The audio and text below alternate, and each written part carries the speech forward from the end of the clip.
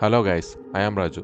మీరు చూస్తున్నారు box office ముచ్చట్లు Telugu. Tell me softly 2 hours run time తో వచ్చిన ఈ మూవీ ఇప్పుడు ఎలాగుందో చూద్దాం. ఇది హాలీవుడ్ డబ్బుడ్ తెలుగు మూవీ అండి. ఈ మూవీ బేసిక్ లైన్ వచ్చేసరికి ముగ్గురు బెస్ట్ ఫ్రెండ్స్, చిన్నప్పటి నుంచి చాలా కలిసిమెలిసి ఉన్న ఆ ముగ్గురు బెస్ట్ ఫ్రెండ్స్ ఎందుకు విడిపోయారు, దానికి గల కారణం ఏంటి, అలా చిన్నప్పుడు విడిపోయిన బెస్ట్ ఫ్రెండ్స్ మరలా కాలేజ్ టైంలో కలవడం జరుగుతుంది. కానీ చిన్నప్పుడు జరిగిన విషయాల్ని పదే పదే గుర్తు చేసుకొని వాళ్ళ అస్తమాటు బాధపడడం జరుగుతుంది. ఇలా తిరిగి కలిసిన ఫ్రెండ్స్ మరలా ఒకటయ్యారా లేదా అనేది ఈ మూవీలో చూపించడం జరుగుతుందండి.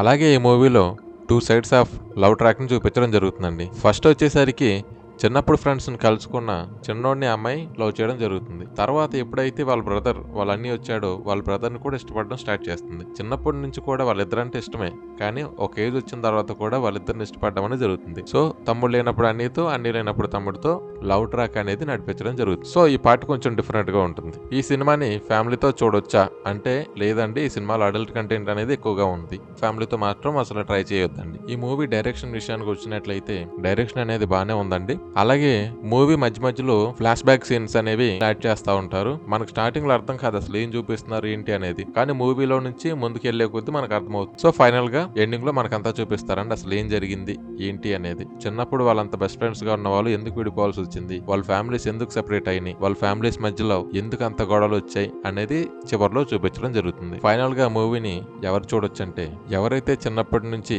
బాగా కలిసి ఉండి ఒక ఏజ్ తర్వాత విడిపోయి వారిని మళ్ళా కలుద్దాం అనుకుంటారు, అలాంటి మంచి ఫ్రెండ్స్ ఎవరైనా నిజ జీవితంలో జరిగిన వాళ్ళు ఉంటే ఒకసారి మూవీని చూడండి, మీరు కనెక్ట్ అవుతారు. అలాగే ఒక డీసెంట్ అయిన ఎమోషనల్ డ్రామాని చూద్దాం అనుకున్న కూడా ఒకసారి ట్రై చేయండి. యాక్షన్ మూవీస్ మరియు ఎవరైతే సైంటిఫిక్ మూవీస్ ఎక్కువగా ఇష్టపడతారో వాళ్ళకి సినిమా నచ్చకపోవచ్చండి. ఫైనల్ గా రేటింగ్ అండి, ఇది నా పర్సనల్ ఒపీనియన్ మాత్రమే. ఈ మూవీకి నేను ఇచ్చే రేటింగ్ వచ్చి 2.5. సో అంతేనండి. ఈ వీడియో కనుక మీకు నచ్చినట్లయితే లైక్ చేయండి. మరిన్ని వీడియోస్ కోసం నా ఛానల్ని సబ్స్క్రైబ్ చేసుకోండి. Thank you for watching.